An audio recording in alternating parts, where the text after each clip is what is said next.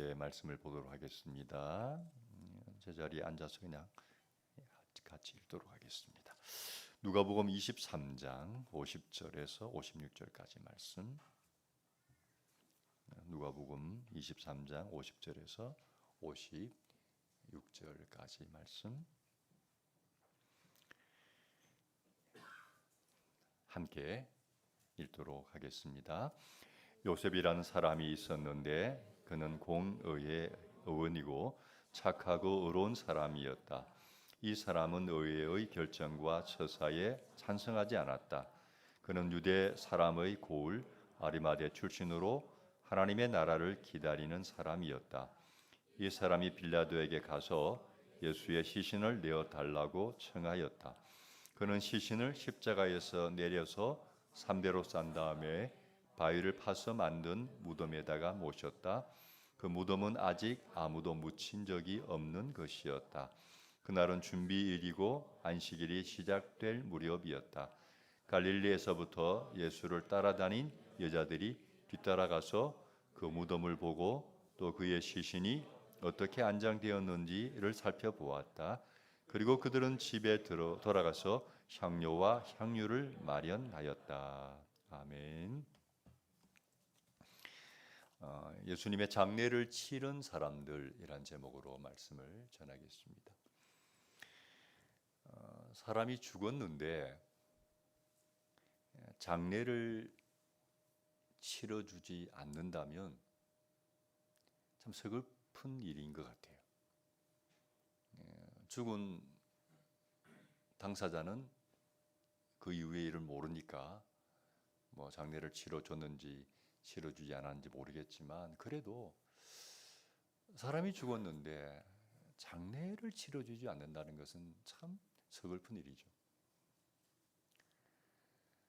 근데 실제로 그런 일들이 꽤 있다고 합니다.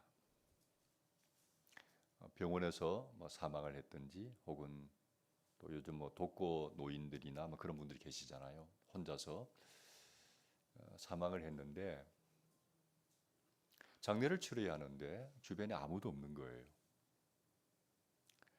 그러면 이제 지자체에서 관련 부서에서 가족들이 있는지 신상을 이제 조사하겠죠. 조사하면 요즘 다 나오니까 그럼 가족이 있는 경우는 연락을 한다고 합니다. 어떤 분이 어떻게 돌아가셨습니다. 가족들이 오셔서 유족들이 오셔서 장례를 치러 주십시오. 연락을 한다고 합니다. 물론 그 연락을 받고 가족들이 나타나는 경우도 있지만 생각보다 연락이 갔음에도 불구하고 가족들이 나타나지 않는 경우도 꽤 있다고 합니다.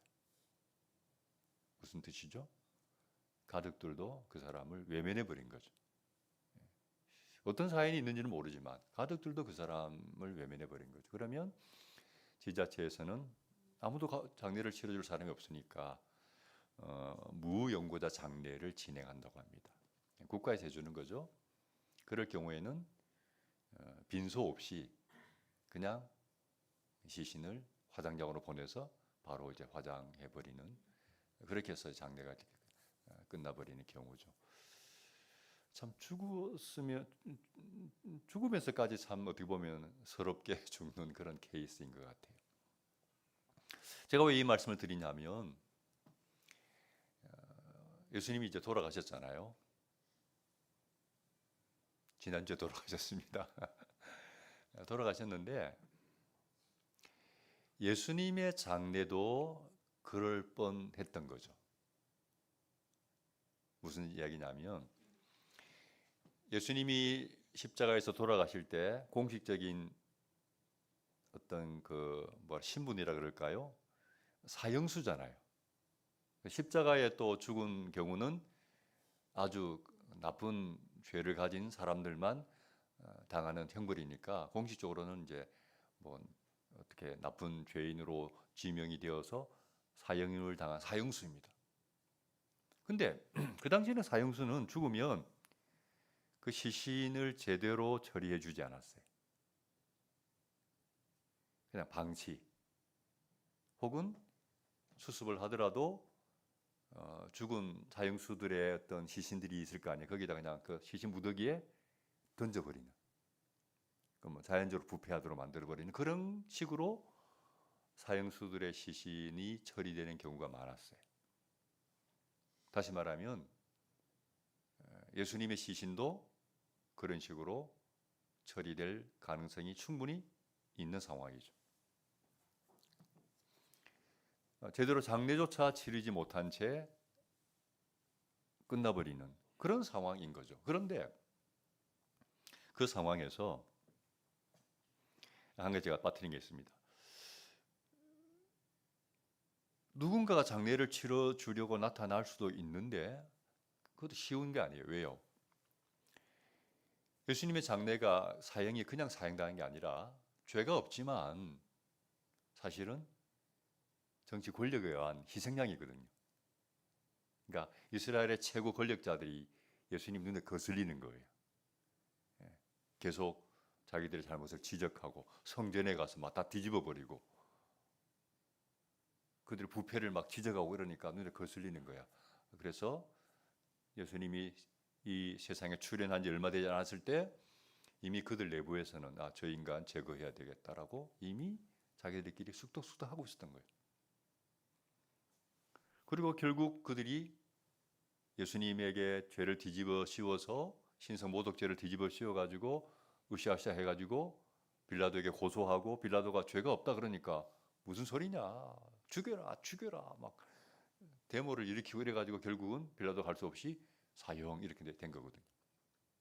그러니까 이게 그냥 죽음이 아니고 정치 권력에 의한 희생양이 된 거죠. 그러니까 그 정치 권력자들이 이스라엘 사회를 지배하는 권력자들인데 그들이 딱 보고 있는데 누가 나서가지고 그 예수님의 시신을 수습하겠습니까? 아무도 나서기 곤란한 그런 상황인 거죠.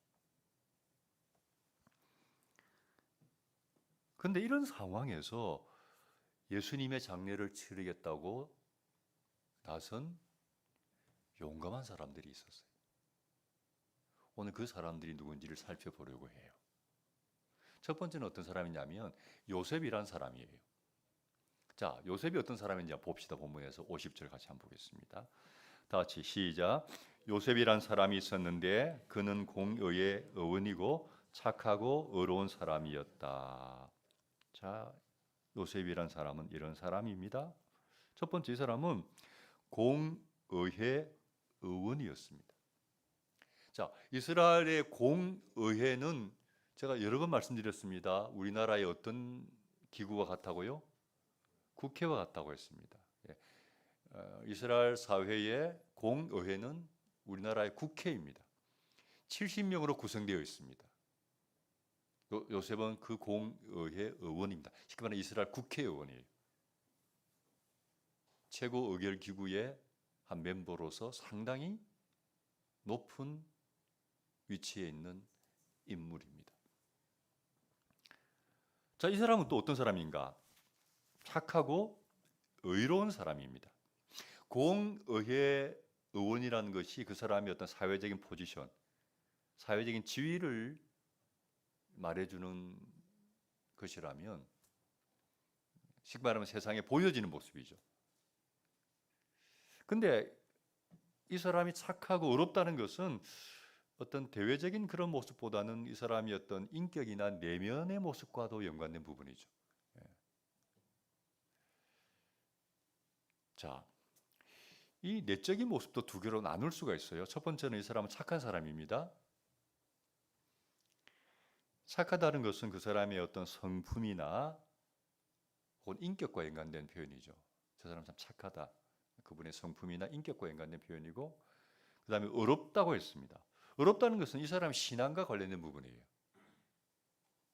정리하면 요셉은 성품도 좋고 신앙도 좋은 사람이다. 제가 개인적으로 좋아하는 스타일입니다. 저는 이런 사람을 좋아합니다. 자, 요셉이 가지고 있는 이 두 가지 모습을 조금 더 깊이 생각해 보겠습니다. 첫 번째, 요셉은 착한 사람입니다. 다시 말하면 성품이 좋은 사람이다. 저는 사람을 볼 때 제일 중요하게 여기는 것이 성품입니다. 어쩌면 저는 신앙보다 그 사람의 성품을 더 중요하게 여깁니다. 성품 좋은 사람이 좋아요, 저는. 결혼을 하지 않은 싱글들이 배우자를 고를 때 제일 중요하게 여겨야 할 부분이 저는 개인적으로 성품이라고 생각합니다. 뭐 많이들 보는 외모 혹은 무슨 뭐 스펙, 재력 이런 것은 중요하지만 두 번째, 첫 번째는 보다 성품. 저는 그렇게 생각해요. 첫 번째 봐야 할 것은 그 사람의 성품이다. 외모나 재력, 뭐 기타 이건 두 번째, 세 번째다. 왜냐하면 성품이 좋은 사람하고는요 평생을 같이 살 수 있어요. 그런데 뭐 예쁘고 잘생기고 돈도 많고 그런데 성품이 안 좋은 사람하고는요 1년도 살기 어려워요. 연예인들이 그러잖아요. 정말 예쁘고 잘생기고 돈 많고 그래서 화려한 스포트라이트를 받으면서 결혼했는데 얼마 뒤에 이혼했대. 올해 벌써 최근에도 뭐 이혼한 커플이 뭐 아나운서 가정도 있고 무슨 연예인도 있고 뭐 많잖아요. 그 왜 이혼했대요? 뭐 차이? 성격 차이래요. 성격 차이가 이러면 뭐예요? 결국 성품의 문제인 거예요. 성품이 안 좋은 사람하고는요 아무리 예쁘고 돈 많아도 같이 살기 어려워요. 그래서 저는 우리 싱글들한테는 성품 좋은 사람을 만나라고 꼭 부탁하고 싶어요. 제가 세 자녀를 키울 때 가장 중요하게 여긴 부분도 성품이었어요. 제 교육 철학, 성품이 좋은 아이들로 키우자. 그게 제 교육 철학이었습니다. 그래서 성품 좋은 아이들로 키우려고 노력했습니다. 특별히 예수님의 인격을 닮은 그런 아이들이 되었으면 좋겠다는 마음으로 아이들을 양육했습니다. 공부 잘하라는 말은 거의 하지 않은 것 같아요. 제 기억에는 한 기억이 없는 것 같은데 애들 입장은 다르겠죠. 나중에 애들한테 물어보세요. 공부 잘하는 말을 내가 했느냐 안 했는지. 제가 공부 잘하는 말은 거의 강조 안 한 것 같아요. 대신 아이들이 성품이 안 좋을 때, 태도가 안 좋을 때는 결코 용납하지 않았습니다. 타협하지 않았습니다. 성품이 잘못되었다. 태도가 잘못되었다. 이거는 뭐 절대 용납하지 않았습니다. 예를 하나 들자면 오늘 또 마침 은택이가 지금 왔다고 그러는데 어디 있어요? 유아실에 있네. 은택이가 군 입대를 앞두고 있을 때 저의 기도 제목은 한 가지였습니다. 그럼 보통 우리 부모들이 아들이 군에 입대를 하려고 하면 주로 어떤 기도합니까? 이 아이들 뭐 군에서 일단 군에서 좀 편안한 곳, 또 안전한 곳으로 배치되었으면 좋겠다. 뭐 또 안전하게 군생활을 했으면 좋겠다 하는 그런 기도 제목 많이 가지고 있잖아요. 저의 기도 제목은 이겁니다. 하나님, 아들을 제일 힘든 곳으로 보내주세요.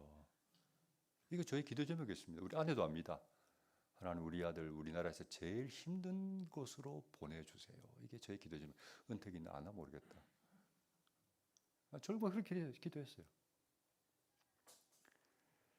어떻게 되었을까요? 제가 기도한 대로 되었어요. 정말 힘든 곳으로 갔고요. 정말 고생 많이 했어요. 위험한 경우도 많았고요. 그러니까 한번 휴가 와서 그런 이야기 하면은 좀 미안하더라고요.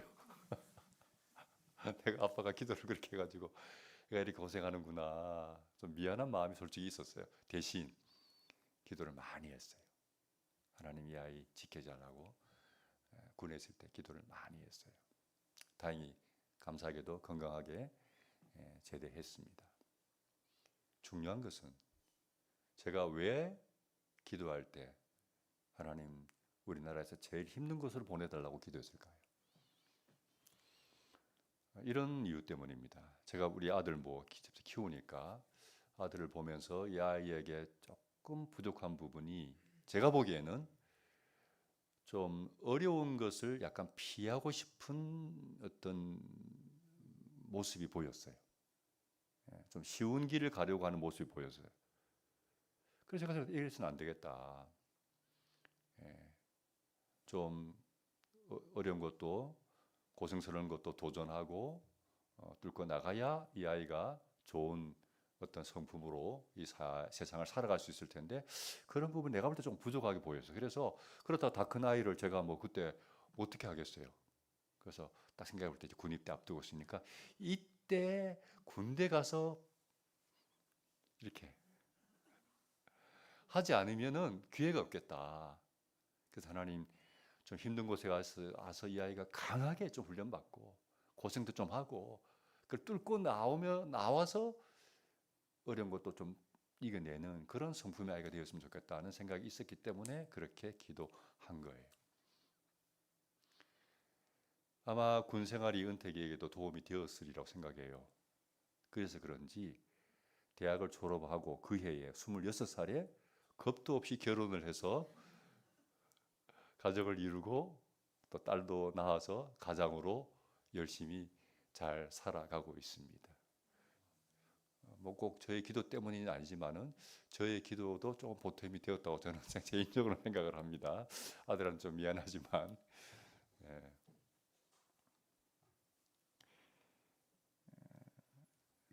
저는 성품이 최고의 경쟁력이라고 늘 생각해요. 이 시대에. 왜냐? 이 시대는 똑똑하고 잘난 사람 너무 많아요. 근데 성품이 좋은 사람은 귀합디다. 제가 볼 때는. 정말 괜찮은 사람이 귀해요. 그래서 어떻게 보면 똑똑하고 잘난 사람들이 경상도 말로 수두룩빽빽한 이 시대에 정말 차별화된 경쟁력은 성품이다. 좋은 성품의 사람이 정말 가치가 있다라는 생각이 들어서 그렇게 생각하고 있습니다. 오늘 본문의 요셉은 성품이 좋은 사람입니다. 우리 컨트 성도들이, 특별히 우리 자녀들이 성품이 좋은 자녀들이 되었으면 좋겠습니다. 예수님 닮은. 두 번째로 요셉은 의로운 사람이죠. 여러분 성경에서 신앙이 좋은 사람을 표현하는 전문 용어가 뭐냐면 의롭다입니다.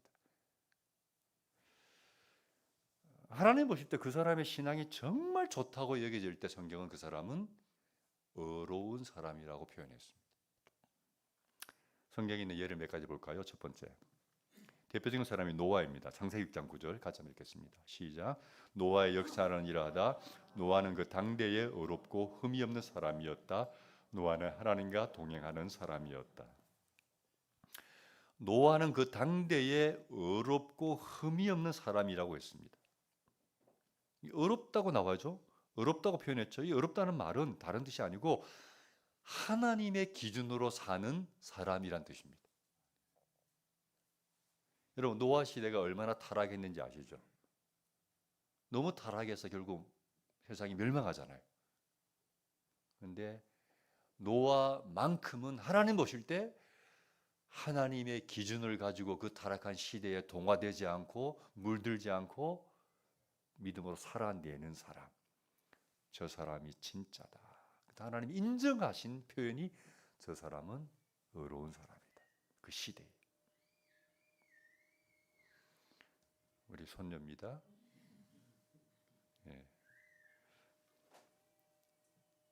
그 시대에 노아 같은 신앙인이 없었다는 거예요. 하나님 보실 때. 오늘 본문의 요셉이 바로 그런 사람이에요. 이 사람은 의로운 사람이었다고 말합니다. 신앙이 좋은 인물이었던 거죠. 자, 신약으로 넘어와서 한 번만 더 보겠습니다. 한 사람만 더 보겠습니다. 누가복음 1장 5절 6절 같이 시작. 유대왕 헤롯 때에 아비야 조에 배속된 제사장으로서 사가랴라고 하는 사람이 있었다. 그의 아내는 아론의 자손인데 이름은 엘리사벳이다. 그 두 사람은 다 하나님 앞에서 의로운 사람이어서 주님의 모든 계명과 율례를 흠잡을 데 없이 잘 지켰다. 세례 요한의 부모인 사가랴와 엘리사벳에 대한 말씀이죠. 세례 요한의 부모님들이에요. 그런데 성경은 이 두 사람이 다 하나님 앞에서 의로운 사람이었다라고 했어요. 그 시대에 하나님 보실 때 진짜 신앙인이라는 거예요. 그걸 인정하실 때 의롭다고 말해요.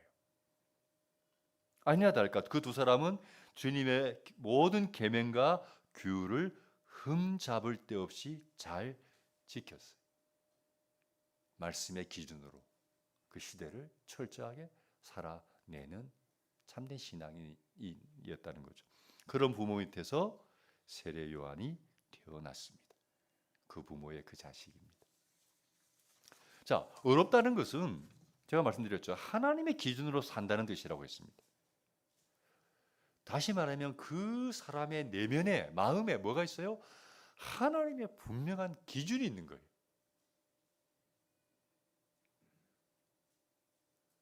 우리가 신앙인인데 신앙인의 기준이 뭐예요? 하나님 말씀이죠. 그 성경을 바이블이라고 하는데 또 성경을 다르게 표현할 때 캐논이라고 해요. 캐논이라는 뜻이 뭐냐면 잣대, 자란 뜻도 있어요. 그러니까 성경이 하나님 우리 하나의 자, 기준인데 신앙인들은 이 하나님의 말씀을 삶의 근거와 기준으로 마음에 담고 살아가는 사람들이잖아요. 기준이 분명한 사람들이. 그럼 기준이 분명하면요.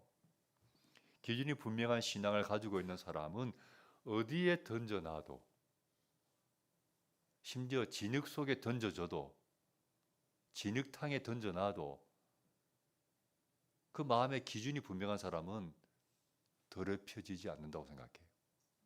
왜요? 내 마음에 분명한 성경적 기준이 있으니까 아무리 그 내가 있는 그 자리가 죄로 타락하고 오염된 그런 곳이라 할지라도 분명한 기준을 가지고 그 상황을 이겨내는 거죠. 그러니까 걱정할 필요 없어요. 기준이 분명하면 어디 던져놔도 걱정할 필요 없어요. 그런데 교회는 다녀도 그 마음에 하나님의 기준이 없는 사람은요, 대부분 그 상황에 굴복합니다. 그 상황에 동화됩니다. 그 분위기에 따라갑니다. 왜요? 기준이 없기 때문에. 그래서 우리가 이 기준을 가지고 살아가느냐, 그렇지 않느냐가 굉장히 중요한 문제예요. 보세요. 오늘 본문의 요셉은 정치인이죠.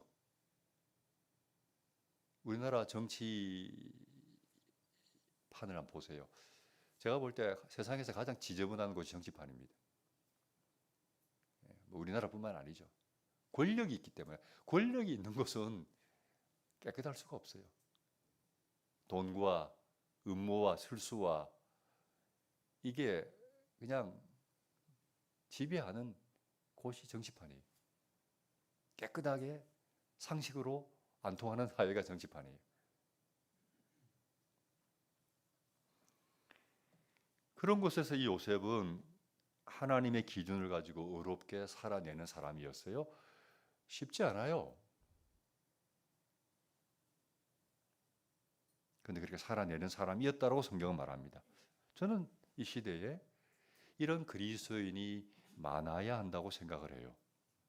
꼭 우리가 뭐 정치인, 뭐 대단한 사람 아닐지라도 그리스도인으로서 이 시대를 살아갈 때 요셉처럼 하나님의 기준으로 자기가 있는 그 자리를 살아내는 사람들, 흔히 말하는 세상의 빛과 소금 되는 그리스도인.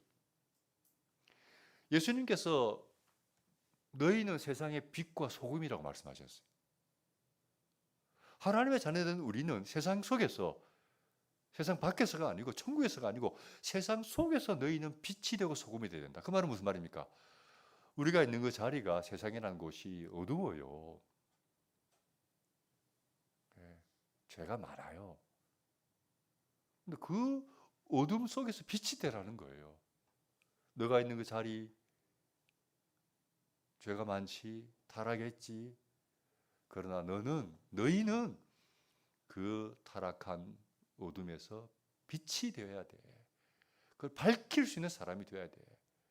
너가 있는 곳이 부패했지, 추악하지, 더럽지. 그러나 너는 거기서 그 부패를 막아내는 소금이 돼야 돼. 너희는 세상에 빛이고 소금이야. 라고 말씀하신 거죠. 그래서 우리 그리스도인들이 해야 될 일이 뭐냐?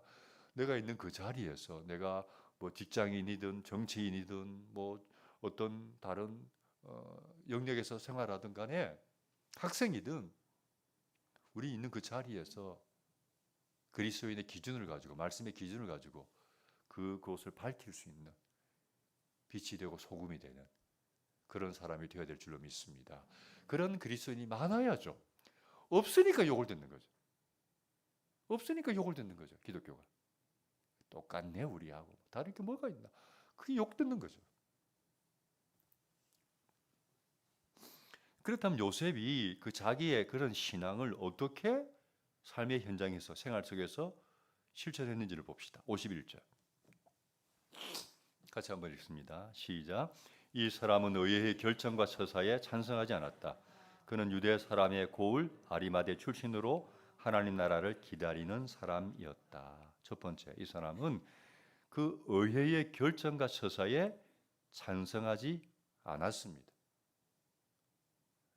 여러분, 그 의회의 결정이 뭐였죠? 예수님을 죽이기로 결정한. 그 최종 결정이 거기거든요. 그 의회에서 죽이기로 최종 결정을 내렸어요. 근데 요셉은 그 결정에 반대표를 던졌어요. 소수 의견이죠. 사실 여러분 쉬운 선택이 아닙니다. 내가 속한 조직에서 이쪽으로 방향을 정하고 이쪽으로 결정하기로 이미 모든 것이 다 결정되었는데 나는 다른 생각이다 라고 반대표를 던지는 것은요 결코 쉬운 일이 아니에요. 잘못하면 그 조직에서 왕따 될 수 있어요. 매장될 수 있어요. 뭐 예를 들면 최근에 우리 정치계에서 그런 일이 있었잖아요. 야당 대표를 체포하는 문제 때문에 표결을 붙였잖아요. 물론 여당에서는 다 뭐 찬성했겠지만은 야당에서 반란표가 나왔죠. 당연히 야당 대표니까 반대표 던질 줄 알았는데 몇몇이 찬성표를 던져가지고 결국 체포가 동의안이 통과됐거든요. 문제는 그 다음이죠. 반대표 누가 던졌냐? 찾아내라. 아마 그 반대표 던진 사람들은 제가 생각할 때 다음 국회의원 선거에 공천 받지 못할 가능성이 꽤 높습니다. 어쩌면 정치로 매장되는 거거든요. 반대 의견 내면. 그러니까 요셉이 반대표를 던졌어요. 왜요? 이건 잘못된 결정이다. 이건 아니다라고 생각했기 때문에 과감하게 반대한 거죠.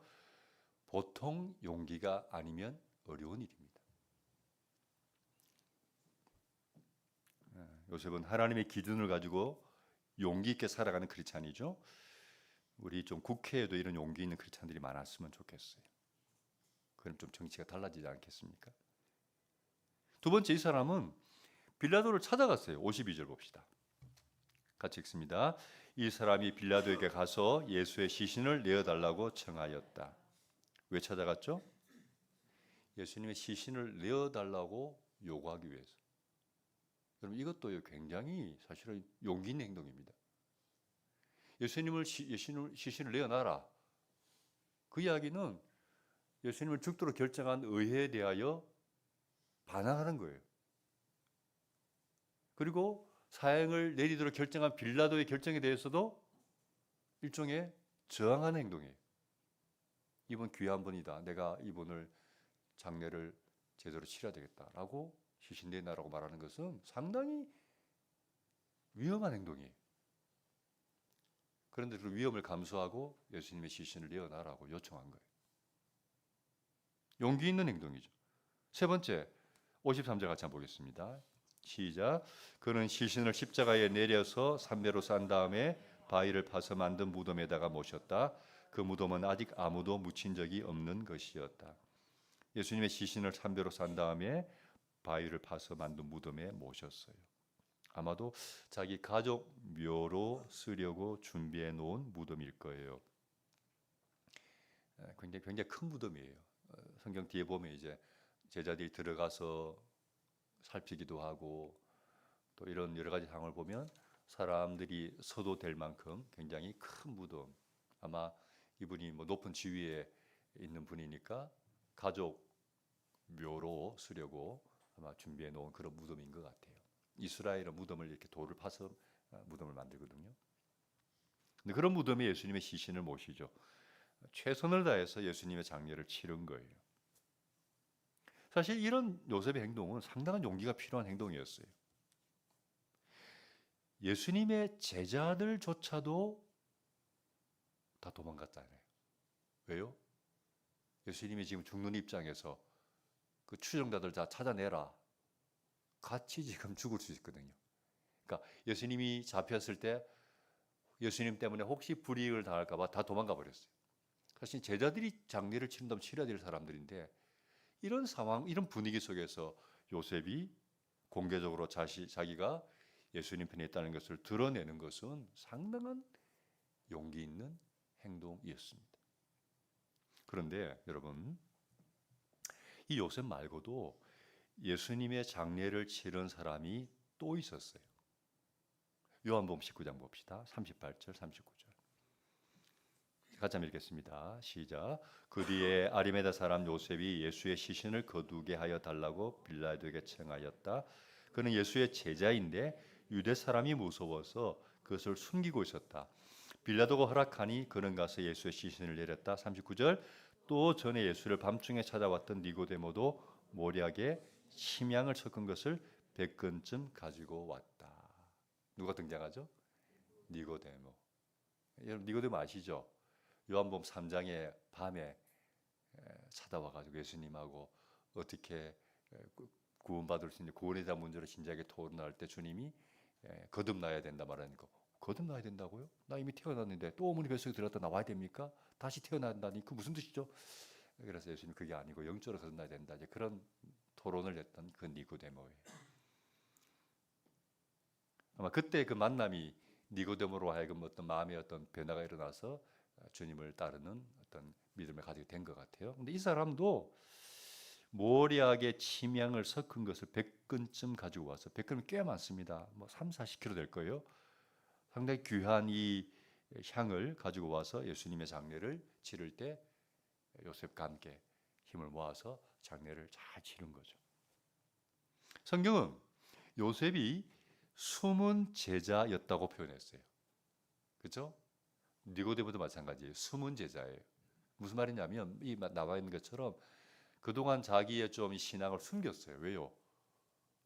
혹시나 불이익을 당할까 봐 자기의 신앙을 공개적으로 드러내지 못하고 좀 감추고 있었는데 이제는 안 되겠다. 내가 더 이상 내 신앙을 감추고 살 수는 없다. 예수님의 장례의 시점과 맞물려서 커밍아웃 한 거죠. 나 크리스찬이다. 나 예수님 믿는 사람이다 라고 드러내고 이런 행동을 한 거예요.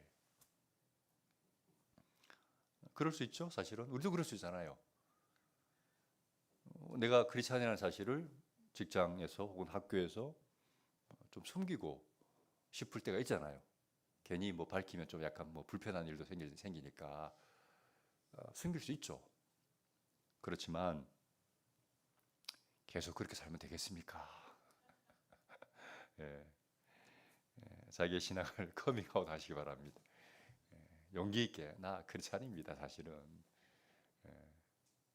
어느 교회 집사입니다. 이렇게 좀 커밍아웃 하시고 정말 그리스도인답게 행동하는 우리 모두가 되기를 소망합니다.